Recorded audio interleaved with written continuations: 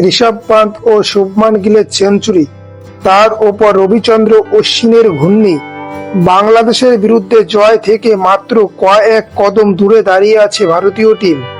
আগের ইনিংস থেকে তুলনামূলক ভালো ব্যাটিং করেছে বাংলাদেশ, তাতেও ভারতের কাছে পরাজয় এড়াতে পারছে না বাংলাদেশ টিম। ভারতীয় টিম বাংলাদেশের সামনে 515 রানের লক্ষ্যমাত্রা দিয়েছে। তৃতীয় দিনের শেষে বাংলাদেশ 4 উইকেট হারিয়ে 158 রান করেছে। বাংলাদেশের এখনো দরকার 357 রানের।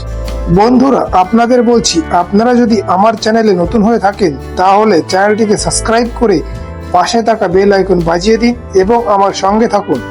চিপক টেস্টে তৃতীয় দিনে না স্পিনার না পেসার, বাংলাদেশের কোনো বোলারই ভারতের ব্যাটিং এর সামনে দাঁড়াতে পারেনি।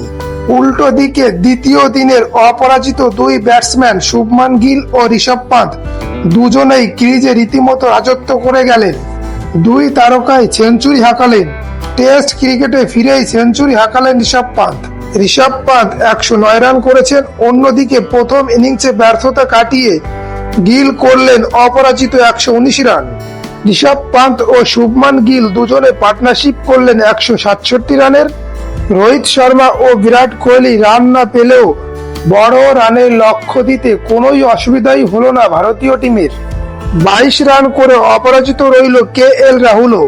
4 উইকেট হারিয়ে ভারতের রান যখন 287, তখন ইনিংসের ঘোষণা করে দেয় অধিনায়ক রোহিত শর্মা।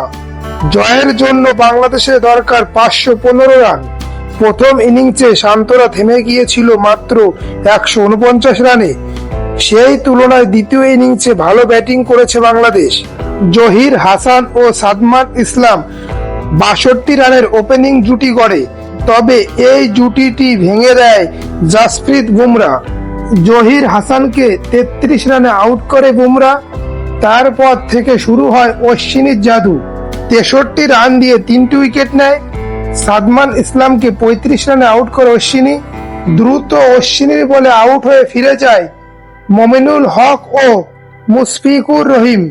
তৃতীয় দিনের শেষে ব্যাট করছে অধিনায়ক শান্ত 51 রানে এবং সাকিবুল হাসান 5 রানে। তৃতীয় দিনের শেষে বাংলাদেশ 4 উইকেট হারিয়ে 158 রান করেছে। প্রশ্ন এখানে, ভারতকে হারানো তো দূরের কথা, চতুর্থ দিনের প্রথম সেশন কি ভারতের সামনে টিকতে পারে বাংলাদেশ? বন্ধুরা, আপনাদের মূল্যবান মতামত কমেন্টের মাধ্যমে জানাতে পারেন। সেই সঙ্গে আপনারা চ্যানেলে নতুন হলে চ্যানেলটিকে সাবস্ক্রাইব করুন, ভিডিওটি লাইক ও শেয়ার করুন। ভিডিওটি শেষ পর্যন্ত দেখার জন্য আপনাদের সকলকে অসংখ্য ধন্যবাদ।